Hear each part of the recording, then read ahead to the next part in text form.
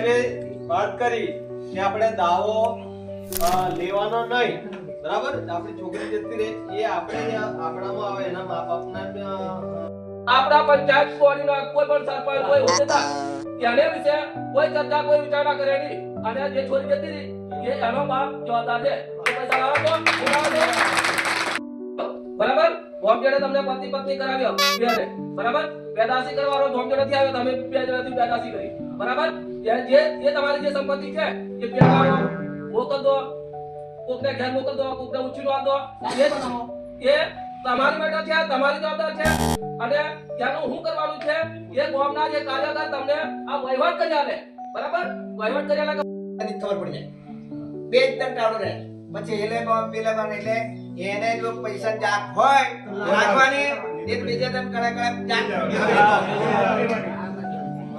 શું કેવું મતલબ રોજ આપણું દૂષણ અટશે ઈ તો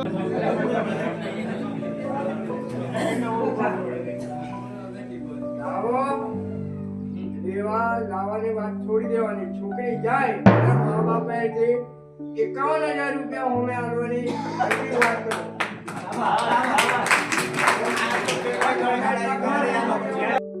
જતી રહે ને મારો સરપંચ મારો નિકાલ થી કરી આપતો.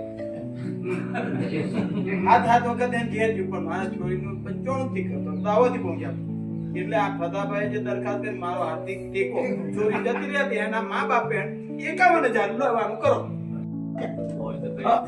અને જો આપણે એમ કીધું હોત સાલું લાવવાનું છે કેમ નહીં આલે, એ નહીં આલે તો ફરિયાદ હોય કરતા, પણ આપણો છોરો લઈ આવે તેનો દાવો આપણે હાલવા પડશે. કે આપણી ઘેર તમે કેમ આવો પછી હે ને સામે વાળા ગામમાં ગલતી આપણી કેવાય આ તો કરો ચડાવશે તેના આત્માને શાંતિ મળશે, પણ કપડું ઓઢાડવાથી કઈ સારું થાય નહીં, પણ પેલાનો વિજય થશે. જે જન્નત. મુદ્દા નંબર 2 હવે એના મુદ્દા છે બધા. મરણ અંગતના અને નજીકના ઓળખીતા વ્યક્તિઓએ જ જવું. મરણ પ્રસંગે અંગતના અને નજીકના ઓળખીતા વ્યક્તિઓએ જ જવું. દાખલા તરીકે આપણે મારું ફળ્યું છે, મારા ફળ્યું છે અને મારા કદાચ હા મરી તો હું આખા ફળિયામાં કહું એટલે 100 જણા આવે, અને 100 જણા આવે એટલે 2 ગાડી કે 3 ગાડી કે ટેમ્પો કરવા પડે. હવે ટેમ્પાનું ભાડું પછી આપણે ઓલું ચાલતું હતું, આ કપડા બંધ કર્યું, પણ અત્યારે એવું ચાલતું કે મારી સાથે જે માણસ આવે છે એ કદાચ હવે તો ઘણા તો શું કરે કે હું મારી સાથે જે માણસ આવ્યા છે એમને લઈ જઉં છું, તો 100 જણા 50 જણા તો હું જ કપડો લઈ આવું. એક સાથ હું પ્રતિજ્ઞા બોલીશ એ પછી તમારે બોલવાનું છે. આથી આજ રોજ મળેલ સંસ્થાઓ આર્ય સમાજની મીટિંગ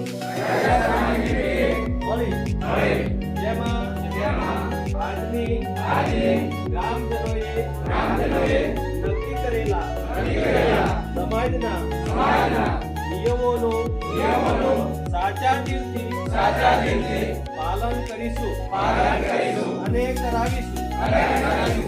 જેની અમો પ્રતિજ્ઞા લઈએ છીએ.